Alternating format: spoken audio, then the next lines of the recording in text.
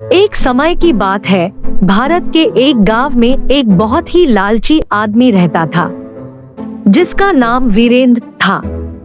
वह उस गांव के राजा के लिए टैक्स जमा करने का काम करता था और उसी गांव में ही रहता था। वीरेंद्र जो चाहता उसे पाने के लिए लोगों से टैक्स लेने के नियमों को बदल देता और टैक्स के नाम पर उनसे जो चाहता वह हासिल कर लेता, जैसे उनकी बकरियां, भैंस, गाय, बैल, फसल आदि। काशीराम, तुमने हमें पिछले महीने भी कोई पैसा नहीं दिया था। इस बार मैं तुम्हारी एक भैंस अपने साथ ले जाऊंगा। अरे नहीं वीरेंद्र बाबू, आप ऐसा नहीं करें।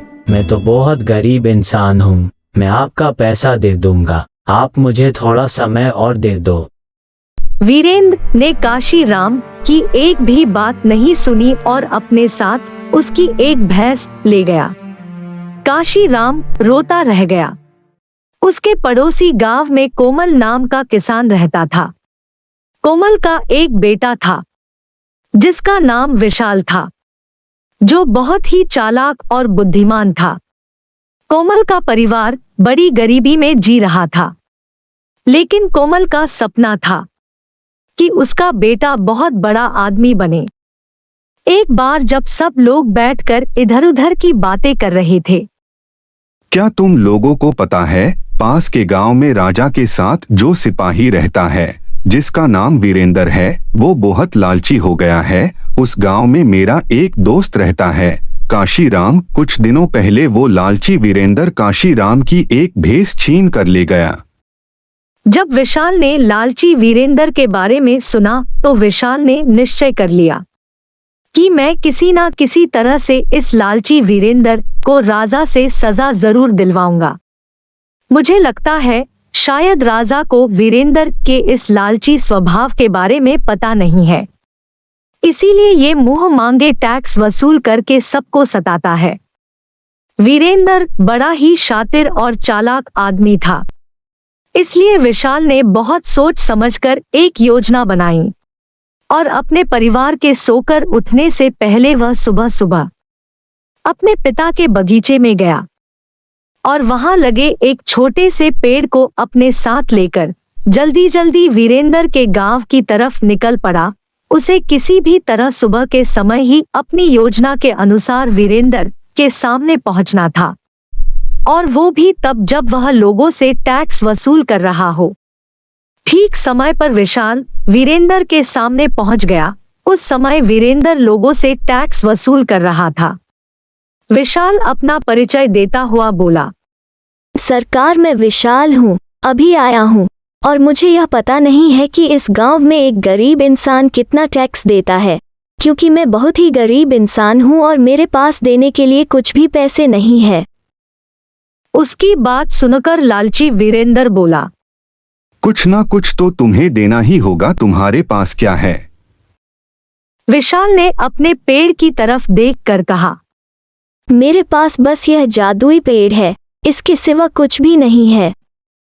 वीरेंद्र ने हैरान होकर मालूम किया, क्या क्या कहा तुमने? जादुई पेड़?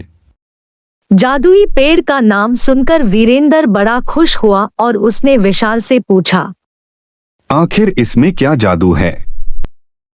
विशाल ने चालाकी से हंसते हुए कहा, अरे मालिक, ये बहुत ही कमाल का पेड़ है। जो भी इसके पत्तों को छूता है वो कई घंटों के लिए लोगों को दिखाई नहीं देता। वो पूरी तरह से लोगों के सामने से गायब हो जाता है, पर वो सबको देख सकता है। लालची वीरेंद्र को विशाल की बात पर भरोसा नहीं हुआ। उसने विशाल से कहा, क्या तुम मुझे ऐसा करके दिखा सकते हो? विशाल ने कहा, हाँ सरकार, क्यों नहीं दिखा सकता, मैं ऐसा करके जरूर दिखा सकता हूँ। और इससे पहले कि विशाल कुछ कहता, लालची वीरेंद्र ने उसके हाथों से उसका पेड़ छीन लिया और दौड़ता हुआ अपने घर की तरफ जाने लगा। वीरेंद्र ने घर जाकर उस पेड़ को अपने घर में लगे पौधों के पास रख दिया और उसकी एक पत्ती तोड़ी और उसे अपने माथे पर लगा लिया।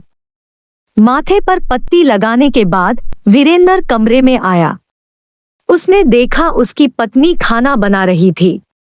उसने पत्नी से मालूम किया। सुनो, क्या तुम मुझे देख सकती हो? पत्नी को वीरेंद्र की बात सुनकर बहुत गुस्सा आया और वह बोली, क्यों नहीं देख सकती मैं? क्या मैं तुमको अंधी नजर आती हूँ? यह बात सुनकर वीरेंद्र बड़ा परेशान हुआ और वह बाहर जाने लगा। बाहर आकर उसने दोबारा पेड़ की दूसरी पत्ती तोड़ी और अपने माथे पर लगाकर वापस अपनी पत्नी के पास आकर बोला, क्या अब मैं तुम्हें दिखाई दे रहा हूँ? अब तो उसकी पत्नी को बहुत ज्यादा गुस्सा आने लगा और वो जोर से बोली, तुम्हारा दिमाग तो ठीक है, आखिर तुम कहना क्या चाहते हो? क्यों मैं तुम्हें देख नहीं पाऊंगी? क्या तुम्हें लगता है कि मेरी आंखें खराब हो गई है जो मैं तुम्हें देख नहीं पाऊंगी? लालची वीरेंद्र बहुत परेशान हुआ और वो फिर तीसरी बार नई पत्ती माथे पर लगाकर अपनी पत्नी के पास आया और उसने फिर मालूम किया। क्या अब तुम मुझे देख सकती हो? पत्नी वीरेंद्र के लगातार इस पागलपन से बड़ी परेशान हो गई थी। आखिर गुस्सा होकर उसने कहा, तुम मुझे दिखाई नहीं पड़ रहे हो, मैं तुम्हें नहीं देख सकती। लालची वीरेंद्र तो जैसे यही सुनना चाहता था, वह खुशी से पागल हो गया। वीरेंद्र ने सोचा कि अब मैं गांव में जाकर इस पेड़ के जादू को परखूंगा। वह अपने माथे पर पत्ती लगाकर गांव में आ गया और गांव वालों के सामने विचित्र विचित्र प्रकार की हरकतें करने लगा, किंतु किसी गांव वाले ने कुछ भी नहीं कहा क्योंकि वह वीरेंद्र से बात नहीं करना चाहते थे, क्योंकि उन्हें डर था कि कहीं वह उनसे टैक्स ना मांगने लगे। लेकिन गांव वालों के कुछ भी ना कहने से लालची वीरेंद्र ने सोचा कि वह पेड़ सचमुच ही जादुई पेड़ है। फिर उस दिन के बाद से वह अपने माथे पर पत्ती लगाकर बाजार में जाता और जो चीज पसंद आती उसे उठाकर अपने साथ ले जाता। सब उसे ऐसा करते देखते पर डर के मारे कभी मना नहीं करते, लेकिन वह लालची वीरेंद्र यह समझता कि वह किसी को दिखाई नहीं देता, इसलिए कोई उसे कुछ नहीं कहता। एक दिन राजा अपनी शाही गाड़ी के साथ गांव की तरफ निकले। गांव में वीरेंद्र ने राजा की गाड़ी को बेशकीमती हीरे जवाहरात से सजे देखा। लालची वीरेंद्र ने आदत के अनुसार पेड़ का पत्ता अपने माथे पर रखा और राजा की बग्गी से हीरे जवाहरात चुराने लगा। सरेआम उसकी यह हरकत देखकर राजा को बड़ा गुस्सा आया। उन्होंने चिल्लाकर कहा, गिरफ्तार करो इसे। यह बात सुनकर लालची वीरेंद्र बड़ा परेशान हुआ। उसने कहा, महाराज मुझे क्षमा करें, इसमें मेरी गलती नहीं है। एक गरीब आदमी ने मुझे यह जादुई पेड़ दिया जिसकी पत्तियां मैं अपने सर पर रखकर अदृश्य हो जाता था।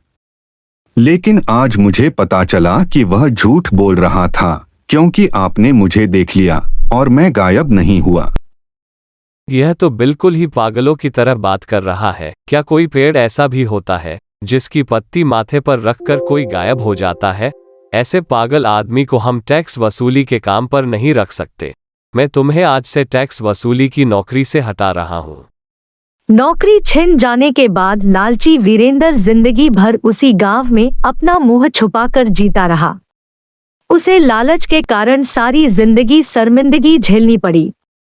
गांव वालों को जब पता चला कि विशाल ने किस चालाकी से वीरेंद्र को उसके अन्याय की सजा दिलाई है, तो वो बहुत खुश हुए और सभी ने उसकी बड़ी सराहना की और उसे आशीर्वाद दिया। और उसके बाद विशाल की ये बात जब राजा तक पहुंची तो राजा ने विशाल की बुद्धिमानी देखते हुए विशाल को दरबार में बुलाकर कहा, विशाल, हमें तुम्हारी बुद्धिमानी बहुत पसंद आई। आज से हम तुम्हें वीरेंद्र की जगह पर तुमको टैक्स वसूली की नौकरी पर रख रहे हैं। ये बात सुनकर विशाल बहुत खुश हुआ। उस दिन के बाद से विशाल गांव में टैक्स वसूली का काम करते हुए आराम से जीवन बिताने लगा। लालच और अन्याय के कारण वीरेंद्र को अपनी जिंदगी लोगों के ताने सुनकर शर्मिंदगी के साथ बितानी पड़ी। लालच बुरी बला है दोस्तों, हमें कभी भी लालच नहीं करना चाहिए। जब भी हम लालच करते हैं तो अपना ही नुकसान होता है। जिस तरह इस कहानी में वीरेंद्र ने लालच किया और अपनी नौकरी और इज्जत दोनों ही खो बैठा। प्यारे बच्चों, अगर आपको हमारी वीडियो पसंद आए तो प्लीज हमारी वीडियो को लाइक करो और चैनल को सब्सक्राइब करो।